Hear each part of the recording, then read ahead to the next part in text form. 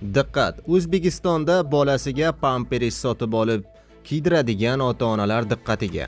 Bugun 7-yanvar sanasidan boshlab barchasi o'zgardi. Hamma ota-onalar xabardor bo'lsin.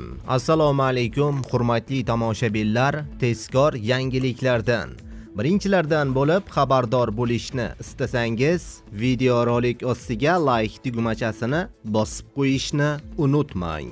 Diqqat, endi pampers narxlari pasayadi. O'zbekiston Respublikasi Prezidenti Shavkat Mirziyoyevning topshirig'iga muvofiq joriy yildan boshlab yuqori xavfli deb sanalgan 7 ta tovar guruhi, jumladan pampers, tish cho'tkalari va bolalar kiyimlarini davlat ro'yxatidan o'tkazish tartibi bekor qilindi. Yig'ilishda yurtboshimiz xavf darajasi yuqori bo'lgan 7 ta tovar guruhiga kiruvchi mahsulotlarni davlat ro'yxatidan o'tkazish amaliyoti bekor qilinishi haqida ma'lum qildi. Ushbu xabarni har kuni uyiga pampers ko'tarib kelayotgan, qolaversa yosh bolasi bo'lgan yaqinlaringizga yuborib qo'ying. Ogohlik davr talabi.